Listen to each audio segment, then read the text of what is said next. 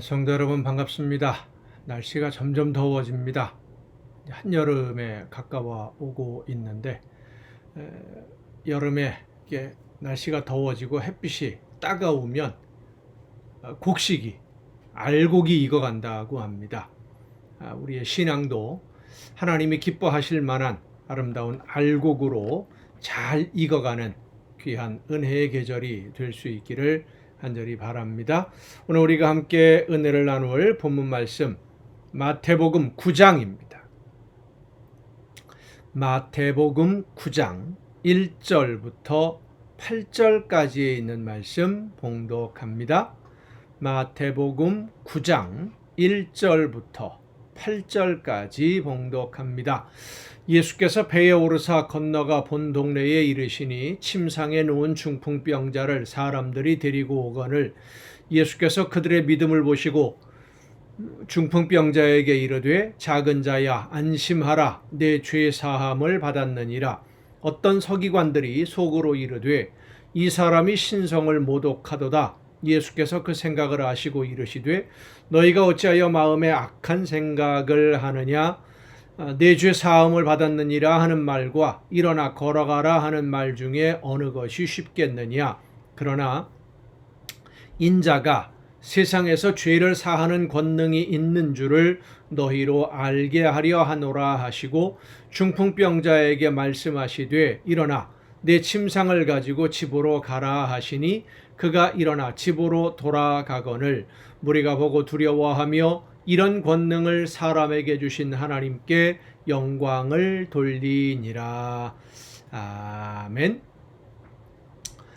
오늘 본문 말씀은 중풍병, 뇌졸중이나 뇌경색, 요즘 우리가 알고 있는 병명으로는 그렇죠. 의학적인 명칭으로는 뇌경색이나 뇌졸중으로 인해서 이제 몸이 마비가 되는 그러한 현상입니다.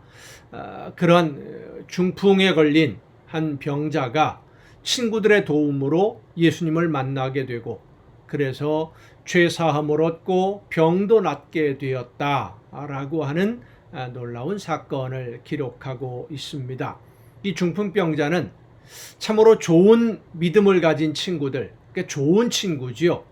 믿음도 좋고 친구들 간의 우정도 의리도 있는 좋은 친구들로 인해서 그의 인생이 변하게 됩니다. 친구들로 인해서 예수님을 만나게 되었고 예수님을 만남으로 인해서 그의 삶이 완전히 새로워지는 놀라운 경험을 합니다. 오늘 본문을 보면서 두 가지 중요한 문제를 중요한 점을 생각해 볼 수 있습니다. 하나는 예수님이 그들의 믿음을 보셨다라고 하는 것입니다. 중풍병에 걸린 그 한 사람만의 믿음을 보신 것이 아닙니다. 친구들의 믿음도 예수님은 보셨습니다. 이 환자를 그 당시에 의학으로는 손댈 수 없는 포기할 수밖에 없는 불치병의 이 환자를 예수님을 만나겠다고 메고 온 예수님을 만나면 문제가 해결되어진다고 이 네 친구는 믿었던 것이죠. 그 네 사람 중에 한 사람이라도 가봐야 무슨 소용이 있어 의미 없는데 헛소문일 거야 라는 그런 생각을 가지고 있었다면 그 많은 사람들을 뚫고 예수님에게까지 오지 않았을 겁니다. 그런데 네 사람이 다 똑같은 믿음을 가지고 있었어요. 예수님을 만나면 문제가 해결된다. 예수님께 가기만 하면 이 친구가 일어날 수 있다. 건강을 회복할 수 있다라고 하는 그 믿음을 가지고 이 중풍에 걸려 누워있는 걸음을 걷지 못하는 친구를 침상에 메고 예수님께 찾아온 이 친구들의 믿음, 그 네 친구의 믿음을 보신 것입니다. 그리고 병자의 믿음도 보셨습니다. 이 모든 사람들, 그러니까 예수님을 만나러 온 중풍병자나 그 친구들의 믿음을 예수님이 보셨다는 것이죠. 또 한 가지는 예수님이 이 사람의 병을 고쳐주시기 전에 내 죄 사함을 받았다라고 먼저 말씀하십니다. 육신의 병을 고치시는 것보다 더 중요한 것이 영적인 병을 고치는 일이었습니다. 영이 잘 되어야 육신의 문제가 해결될 수 있기 때문이지요. 그런데 오늘 우리는 눈에 보이는 육신의 문제에 매달려 있느라 그만 영적인 문제는 뒤로 미루어 놓고 있는 경우가 얼마나 많은지요. 정말 중요한 문제는 뒤로 미루어 놓고 그리 중요하지도 않은 문제를 심각하게 고민하고 괴로워하고 고통받고 있고, 성도 여러분, 여러분에게 가장 중요한 문제, 지금 여러분이 가지고 있는 해결해야 될 제일 중요한 문제가 무엇입니까? 여러분의 영적 건강의 문제입니다. 자녀들에게 문제가 있다라고 한다면 자녀들의 영적 건강의 문제가 더 심각한 것입니다. 영의 문제가 제일 중요해요. 실제 생활에서 여러분이 고민하며 생각하며 염려하며 늘 생각하고 있는, 해결하기 위해서 열심히 다하고 있는 그런 일들, 여러분이 모든 풀어가고 있는 그 모든 문제들은 영적인 문제가 거의 사실은 없어요. 눈에 보이는 이 세상의 일들, 성경에서 말하는 육신의 일에만 거의 전심전력하고 있을 뿐입니다. 똑같은 일을 한다고 하더라도 하나님이 기뻐하시는 일이 있고 그렇지 않은 일이 있습니다. 무엇을 위해서 여러분은 오늘을 살았습니까? 무엇을 하기 위해서 음식을 먹고, 무슨 일을 하기 위해서 돈을 벌고, 무엇을 위해서 오늘을 살고 있습니까? 먼저 우리의 영혼이 하나님을 향하여 올바로 서 있지 않으면 이 세상의 모든 것을 다 가진다고 해도 그것은 우리에게 유익이 되지 않습니다. 오히려 죽음으로 가는 길을 재촉할 뿐입니다. 먼저 우리의 영혼이 하나님을 향해 올바로 서 있을 수 있도록 성령께서 내 마음과 뜻과 생각을 붙들어 주시고 주관해 주시옵소서. 세상의 일들 때문에 정신 팔려서 하나님이 말씀하시는 음성 듣지 못하고 영의 문제를 해결하지 못하는 어리석음에 빠지지 아니하도록 성령이시여 나를 붙드시고 인도하여 주옵소서. 긍휼을 베풀어 주옵소서. 기도하는 우리 모두가 될 수 있기를 간절히 바랍니다. 기도하시겠습니다. 변함없는 사랑으로 오늘도 저희들의 걸음을 인도해 주시는 아버지 하나님, 성령의 역사하심으로 연약한 저희들의 마음과 뜻과 생각을 주관해 주셔서 하나님이 원하시는 뜻이 무엇인지를 깨달아 알게 하시고 주님이 원하시는 대로만 순종할 수 있도록 오늘도 우리의 심령을 주관해 주시니 진심으로 감사를 드립니다. 눈에 보이는 세상의 일들 때문에 정신이 팔려서 하나님이 가장 기뻐하시는 문제, 영의 문제는 뒷전으로 미루어 놓는 어리석은 선택을 하지 아니하도록 지혜롭게 영의 문제를 먼저 해결하고 영적으로 성령의 인도하심을 따라 순종함으로 모든 것이 합력해서 선한 열매를 거두는 우리 모두가 되게 하여 주시옵소서. 이 모든 말씀을 예수님의 이름으로 기도하옵나이다. 아멘. 오늘 우리가 함께 통독할 하나님의 말씀, 구약성경 민수기 28장부터 함께 통독하시겠습니다. 민수기 28장, 가나안 땅을 눈앞에 두고 다시 한번 하나님 앞에서 기쁨으로 지켜야 할 절기들에 대해서, 제물에 대해서 하나님이 말씀해 주십니다. 전에도 여러 번 언급한 그런 말씀들입니다마는 또다시 반복하는 것은 그들이 귀로 듣고 머리로는 기억했다 할지라도 그들의 마음 깊이 이 말씀들을 새기지 않고 있기 때문입니다. 그래서 가나안 땅에 들어가서 얼마 있지 않아서 그만 하나님을 잊어버리고 하나님의 은혜를 잊어버리고 가나안 원주민들이 섬기던 우상들을 따라가는 일이 발생할 것이 분명하기 때문에 하나님이 다시 또 한 번 계속해서 반복해서 언급하시는 것이죠. 하나님의 말씀은 귀로 듣는 것이 아니라 마음에 새겨야 됩니다. 그 모든 절기, 하나님의 말씀에 보면 절기를 지킬 때 한 가지 중요한 규정이 있습니다. 나그네나 이방인이라 할지라도 예외가 있어서는 안 된다. 안식일을 지키든 희년을 지키든 안식년을 지키든 다 마찬가지입니다. 유월절이나 초막절이나 모든 절기가 다 마찬가지죠. 명절과 절기에 그 누구도 일해서는 안 된다 라고 하나님이 말씀하시는 것은 힘이 없는 나그네와 이방인이라 할지라도 돈으로 팔려온 사람이라고 할지라도 소외되는 사람이 없어야 된다는 겁니다. 하나님 앞에서. 그리고 하나님이 기뻐하시는 절기와 제물은 자원해서 드리는 것이지 강요에 의해서 억지로 하는 것이 아니라는 것을 말씀해 주십니다. 억지로 혹은 두려움으로 할 수 없이 하는 것은 빼앗기는 것과 다르지 않지요. 억지로가 아니라 기쁨으로 자원해서 하나님께 감사하는 마음으로 드리는 것이 성도의 올바른 자세인 줄로 믿습니다. 자, 민수기 28장부터 함께 통독하시겠습니다. 여호와께서 모세에게 말씀하여 이르시되 이스라엘 자손에게 명령하여 그들에게 이르라. 내 헌물, 내 음식인 화제물, 내 향기로운 것은 너희가 그 정한 시기에 삼가 내게 바칠지니라.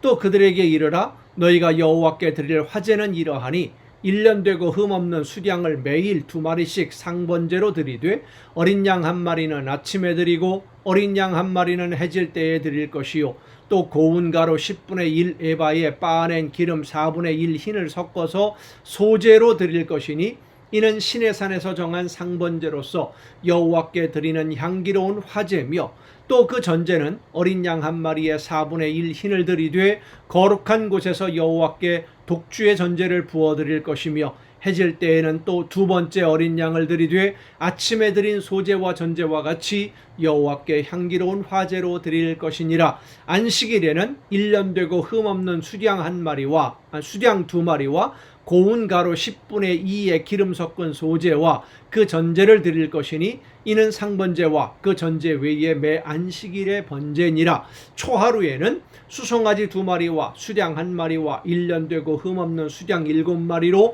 여호와께 번제를 드리되 매월 첫날이 매월 1일이죠.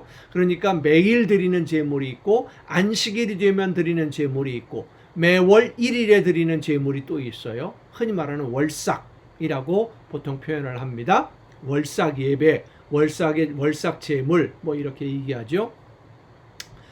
수량 7마리로 여호와께 번제를 드리되 매 수송아지에는 고운 가루 10분의 3의 기름 섞은 소제와 수량 1마리에는 고운 가루 10분의 2의 기름 섞은 소제와 매 어린 양에는 고운 가루 10분의 1의 기름 섞은 소제를 향기로운 번제로 여호와께 화제를 드릴 것이며 그 전제는 수송아지 1마리에 포도주 반 흰이요 수량 1마리에 3분의 1 흰이요 어린 양 1마리에 4분의 1 흰이니 이는 1년 중 매월 초하루의 번제며 또 상번제와 그 전제 외에 수렴소 1마리를 속죄제로 여호와께 드릴 것이니라.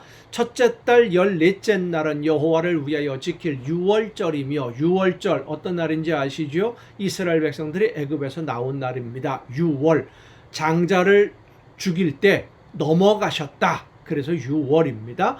또 그달 15째 날부터는 명절이니 이래 동안 무교병을 먹을 것이며 그 첫날에는 성회로 모일 것이요 아무 일도 하지 말 것이며 수송아지 2마리와 수량 1마리와 1년 된 수량 7마리를 다 흠없는 것으로 여호와께 화제를 드려 번제가 되게 할 것이며 그 소제로는 고운 가루에 기름을 섞어서 쓰되 수송아지 1마리에는 10분의 3이요 수량 1마리에는 10분의 2를 드리고 어린 양 7에는 어린 양 1마리마다 10분의 1을 드릴 것이며 또 너희를 속죄하기 위하여 수렴소 1마리로 속죄제를 드리되 아침의 번제 곧 상번제 외에 그것들을 드릴 것이니라.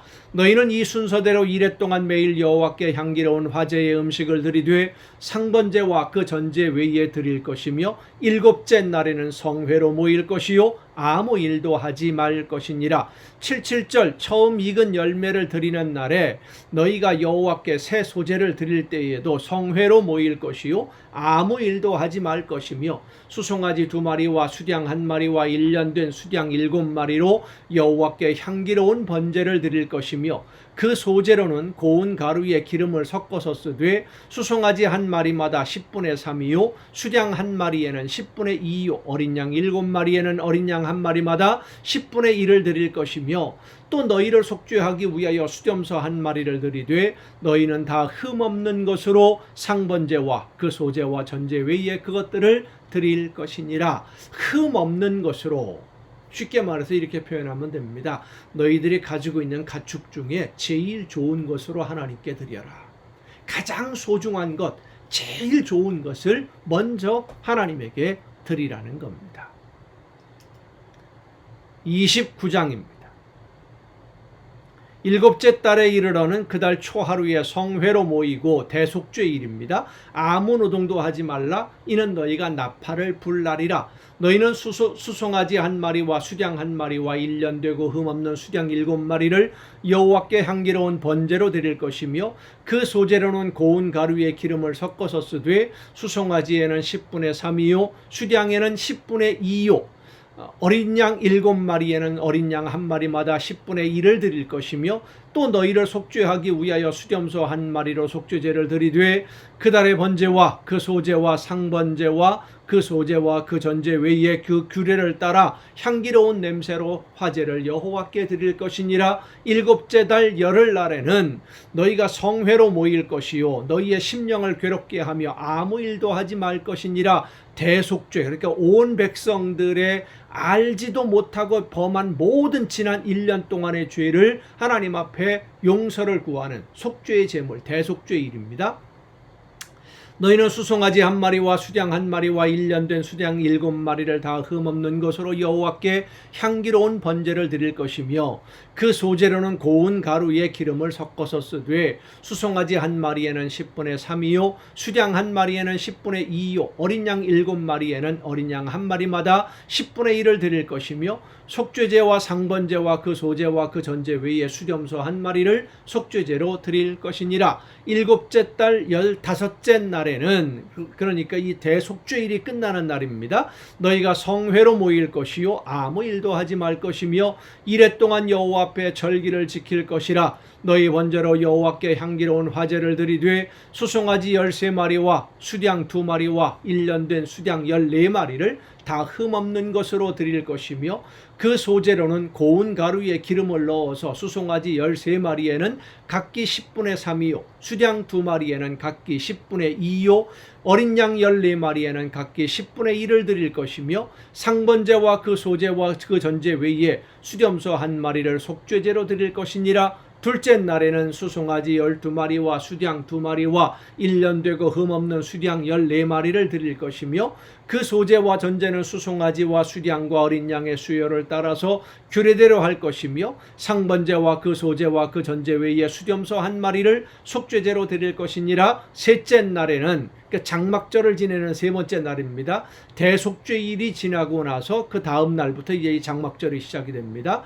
셋째 날에는 수송아지 11마리와 수량 2마리와 1년 되고 흠없는 수량 14마리를 드릴 것이며 그 소제와 전제는 수송아지와 수량과 어린 양의 수요를 따라서 규례대로 할 것이며 상번제와 그 소제와 그 전제 외에 수렴소 한 마리를 속죄제로 드릴 것이니라. 넷째 날에는 수송아지 10마리와 수송아지가 한 마리씩 줄어들지요. 10마리와 수량 2마리와 1년 되고 흠없는 수량 14마리를 드릴 것이며 그 소제와 전제는 수송아지와 수량과 어린 양의 수요를 따라 규례대로 할 것이며 상번제와 그 소제와 그 전제 외에 수렴소 한 마리를 속죄제로 드릴 것이니라.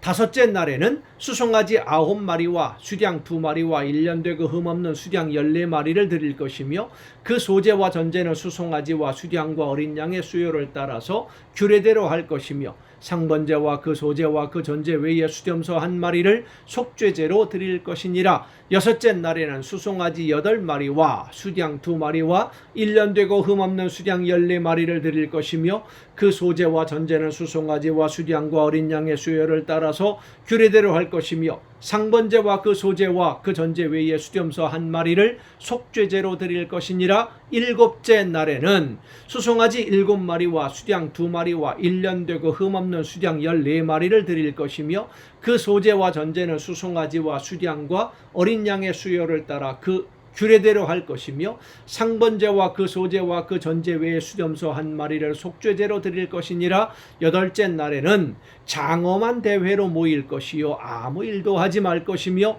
번제로 여호와께 향기로운 화제를 드리되 수송아지 한 마리와 수량 한 마리와 1년 되고 흠없는 수량 7마리를 드릴 것이며 그 소제와 전제는 수송아지와 수량과 어린 양의 수요를 따라 규례대로 할 것이며 상번제와 그 소제와 그 전제 외에 수렴소 한 마리를 속죄제로 드릴 것이니라. 너희가 이 절기를 당하거든 여호와께 이같이 드릴지니 이는 너희의 서원제나 낙헌제로 드리는 번제, 소제, 전제, 화목제 외에 드릴 것이니라. 모세가 여호와께서 모세에게 명령하신 모든 일을 이스라엘 자손에게 말하니라. 30장입니다.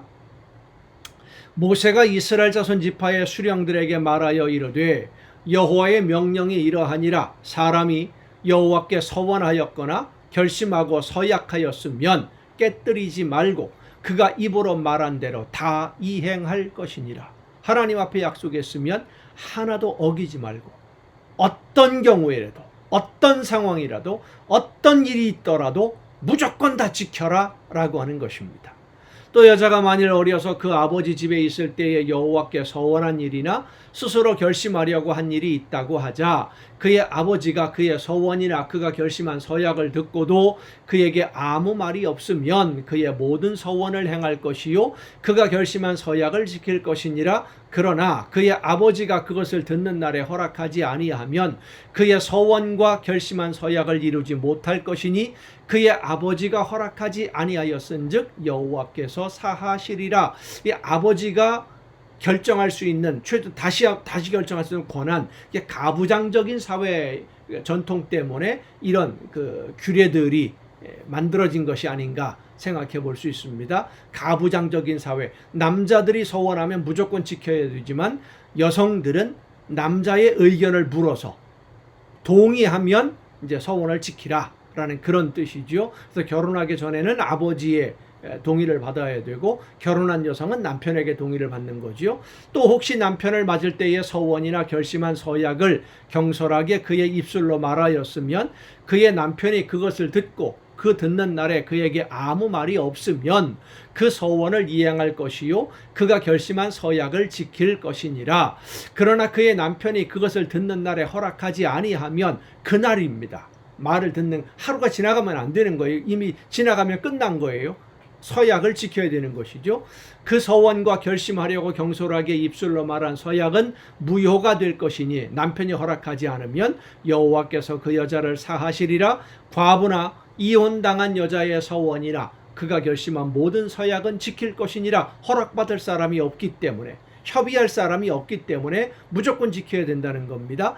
부녀가 혹시 그의 남편의 집에서 서원을 하였다든지 결심하고 서약을 하였다 하자 그의 남편이 그것을 듣고도 아무 말이 없고 금하지 않으면 그 서원은 다 이행할 것이요 그가 결심한 서약은 다 지킬 것이니라. 그러나 그의 남편이 그것을 듣는 날에 무효하게 하면 그 서원과 결심한 일에 대하여 입술로 말한 것을 아무것도 이루지 못하나니 그의 남편이 그것을 무효하게 하였은즉 여호와께서 그 부녀를 사하시느니라. 모든 서원과 마음을 자제하기로 한 모든 서약은 그의 남편이 그것을 지키게도 할 수 있고 무효하게도 할 수 있으니 그의 남편이 여러 날이 지나도록 말이 없으면 아내의 서원과 스스로 결심한 일을 지키게 하는 것이니 이는 그가 그것을 들을 때에 그의 아내에게 아무 말도 아니하였으므로 지키게 됨이니라. 그러나 그의 남편이 들은 지 얼마 후에 그것을 무효하게 하면 그가 아내의 죄를 담당할 것이니라. 이는 여호와께서 모세에게 명령하신 규례니 남편이 아내에게 아버지가 자기 집에 있는 어린 딸에 대한 것이니라. 아멘. 여러분 오늘도 수고 많으셨습니다. 내일도 정한 이 시간 가정 예배를 통해서 여러분 모두 함께 만날 수 있기를 바랍니다. 내일 뵙겠습니다.